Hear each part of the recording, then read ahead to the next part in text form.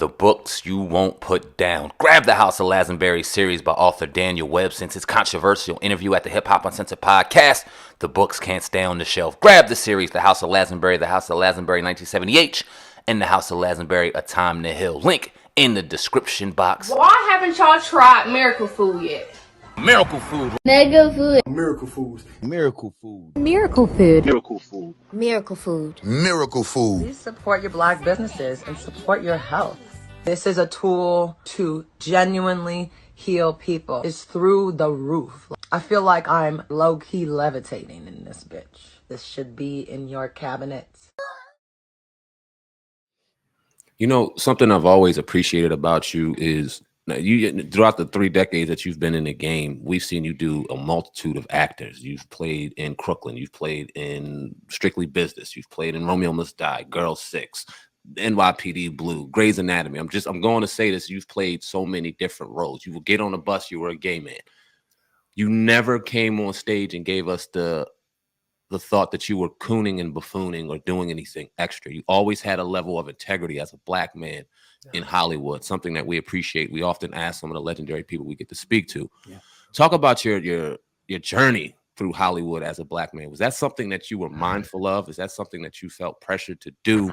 How did you stand as Isaiah Washington walking into some of these rooms and these roles, hearing some of the things that you heard throughout your time, if you don't mind me asking? Sam de los Tantos.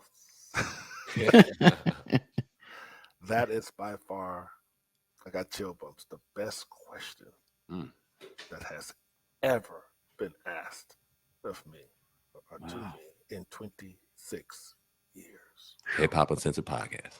And my answer is this. I love being a Black melanated man.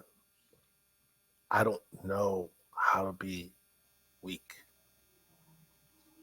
My grandmother, my mothers didn't raise me to be weak or afraid of any man or anything or any system. They spoiled me and told me I was built for greatness, even though I didn't know what that greatness was. Through the grace of God, according to them in the church. But I saw a lot of corruption in the church, so they will always tell me to spread the love and speak your truth. If you stand on your truth, you will have longevity. But if you stand on a lie, you will die. So even when I agreed to play these stereotypical characters, I always risked being fired by changing it up once I got the job. I would rewrite most of my scenes. If you see me in Romeo Must Die, I was giving homage to Shaft in the end, even though I was playing a bad guy. I had on a leather suit that my wife designed, and Joel Silver wanted to fire. He put in my next contract for X and Wounds that I would not be dressed better than any of his lead actors in a movie ever again. He wanted me to wear a cane, be playing football with some gold fronts, gold chains, Kango hat turned backwards, with Stacey Adams shoes on with a silk shirt. I'm like, dude, I ain't Slick Rick, bro. I don't do Slick Rick. All right. You know, he wanted me to have a patch on my eye. When I went into the wardrobe, Slick Rick was the prototype for my character, Mac. Wow. Slick Rick. Nothing against Slick Rick. Right. But I'm like, bro, this is year 1999, almost 2000. Slick Rick was at the height of his career in the 80s, yo. So I always kept my mouth shut, got the job, and then put that thug on them. Like, what you gonna do about it? Right. You gonna fire me? Because I got people that ain't been born yet that one day is gonna ask me a question. How did you stand? Well, I do it. There's a penalty for that. You get besmirched. That's difficult. Angry, hard to work with, and that, man, you know, other than if you take all Grey's Anatomy and recently whatever about 2 things off the internet right now, you don't know anything about me. You don't know that I've been married to the same woman from Houston, Texas for 26 years, brown skin, melanated sister, great body to this day at 53, banging, 3 beautiful kids that speak multiple languages, no DUIs, no domestic violence. Man, I don't even have a speeding ticket in the last 15 years. I ain't got a speeding ticket. Wow. But let the world tell you I'm public enemy number 1. Well, what Malcolm X tell you about that? Mm-hmm. Well, Malcolm X warned us about that. Yeah. Why is it that the so-called great ones that you wait a minute? How can he be a monster when I don't? Who telling me this? Who's telling me this? I train with special forces. I train with law enforcement. Why? Because I want to see who they really are. I want to get in the belly of the beast. I want to know what they know. I want to know their SOP. I want to know their TTP. I want to know their AAR.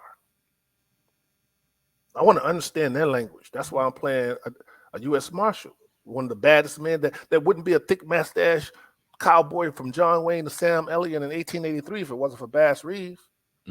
That man made over 3,000 federal arrests with some of the baddest human beings on the planet in an area that was worse than Afghanistan and Iraq and Chicago combined. Wow. In the heat, where 250 less melanated marshals died because the Native Americans that were angry and organized from the Trail of Tears weren't having it in the Indian Territory. They were kicking everybody from the U.S. government's behinds. So they had to go to what? A black man that was illiterate, spoke all the languages because he got into a fight with his brother or his master over a card game. He disrespected him, which I talk about that in the movie. He just like you guys get into a beef. Well, this guy was treated like Michael Jordan because he was such a crack shot since he was 8 years old. His mother used to stop him from singing songs about murder and bank robberies because he thought he wanted to be a criminal. But he was incredible at tracking. And when he ran away from the Confederacy and fled to the Indian Territories before it became Oklahoma, they realized the only person they could hire to clean that area up in 32 years was Bass Reeves. And you don't know this man. From True Grit to Lone Ranger, from Sherlock Holmes, if you do the timeline, when Sherlock Holmes first hit the press as a short story, it was at the height of 1867, if I'm not mistaken. You do the research. I want people to see my movie so they can start asking questions. Right. Like, I was upset. I like to do roles that scare me or piss me off. Like, why don't I know about E.D. Nixon? Why don't I know more about Mumia Abu-Jamal? If you go back and look at True Crime again, I snuck his book in the opening scene. It's on my cell bed. Wow. When you look at True Crime and Clint Eastwood asked me, how does it feel to be on death row? I pretty much plagiarized exactly what Mumia Abu-Jamal said. And Clint Eastwood was with it. Wow. Everybody around him was like, well, what's with this book? Death on, what is this? Live on death row. What is this? What's this bit? Who's this got these locks? Clint Eastwood was like, don't worry about it. It's just Isaiah thing. He was with it. So I've always been subversive in all of my work. From always outnumbered, I've always said, this is who we could be if you would just get out of our way. Just get out of our way. That's all I ask. I don't, like James Brown said, I don't need you to give me anything. I can get it for myself.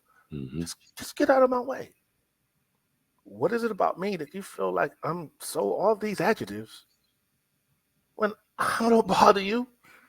I don't wake up in the morning. My people, I'm a chief, Gundebe Manga, the second in all of Sierra Leone, representing over 6,000 villagers. I made history, becoming the first human being and the first African-American to receive a dual citizenship, something that Pan-Africanists from W.E.B. Du Bois, and Martin Luther King, and Malcolm X talked about, died for. Patrice Lumumba, Kwame Nkrumah. I have a passport from Sierra Leone, dual citizenship. Do you know that melanated people, former slaves of America, are the only people that don't have a mainland to go to? If 100 years from now, a group of people said, take your black ass out of the United States and go back to black, there is no country called black. You got Chinese Americans, you got Haitians Americans, you got Jamaican Americans, you got Puerto Rican Americans, you got Dominican Americans that have a mainland they can go to if they had to. I used to send barrels back to my girlfriend's family in Jamaica all the time. I got Haitian friends that send barrels back home all the time. You got Chinese, Mexican, Mexicans, everybody to send money back to their mainland. What mainland does the average African American have other than a liquor store, a church, a frat, Yeah. a freaknik, where we gonna go? If they said stop, it's over. Where we gonna go? Some people say I ain't going nowhere. I'm still right here. But yet you don't fight for the Second Amendment. And you don't snitch on the people that's killing everybody in Chicago with these illegal guns that you know is coming from somewhere. What is Greco's? Street sweepers. I mean, high power, 50 calibers, grenades, smoke. Where that's coming from? In Chicago, in Chi-Town. Yeah. Where that's coming from, man? Now, if you're in Texas, okay, you get access to all that and it's legal. But in Chicago? Oh, don't say that word cartel. Why are so many people worried about what I'm doing or not doing? Right. I don't think it's that. They're worried about what I'm going to say. And I try not to say much. All I do is ask questions. You ask me, how did I stand in Hollywood? I stood, brother. I stood for integrity. I stood for what was right. When somebody wanted me to get in the jacuzzi and I already had the hot job with them and we were a huge hit and they wanted me to get in the jacuzzi with them, and I said, I got a 2 a.m. curfew. I can't do that. But, you know, you're my boss. I want you to holler at my wife. Gave the person my phone. The boss gave the phone back to me, and I said, what did my wife say? It says, look, she said you've been here since 7 o'clock. If you're not home by 2 a.m. and you get in this jacuzzi, you can stay here forever. I took my job, G500, man, and I drove from the Hollywood Hills back to my home in West Hollywood, man. I had about 3 felonies. I did about 115 all the way home so I could slip in that bed before 159, man. Right. I'm not going to break up my family for no bullshit, man. I will die for my family. And that's why I have a family. Because the nuclear family, I've been taught, is extremely important. If you don't have a real family, you have nothing. Facts. Yeah. And that's why the gangs are thriving. That's why the prisons are thriving, because young brothers want to feel something. They want to be attached to family. Yeah. So if that's why I did Blue Caprice. So if the leadership is toxic, if the root is toxic, then what do you think the fruit gonna be? And then what you gonna tell them? What you gonna tell them? Don't do that. Don't do that when we watching criminals in our government get away with sex trafficking, crack use. How you gonna tell a young buck, hey, don't do that when he's starving and he's looking around going, well, everybody I'm supposed to trust is supposed to be on the right side of the law is doing everything they're telling me not to do. Mr. Washington, I had a young man that went to prison that I worked with. He didn't get on the bus. He played the young guy that was in trouble and get on the bus. Played Thomas Jefferson's son. I used to hold on to him. And he ended up doing time. Ended up shooting his uncle. Couldn't hold on to him because he asked me when he was in his 20s. He says, what do I have to live for? I said, what? Wow. He said, there's death all around me, gunshots all around me. What do I have to live for, Mr. Washington? I didn't have the answer, man. You have to come up with that answer. If you don't have inside you a light, if you're not stronger, man, only strong will survive, right? I'm looking more and more like Dick Gregory every day. Right. Powerful. Yeah, definitely.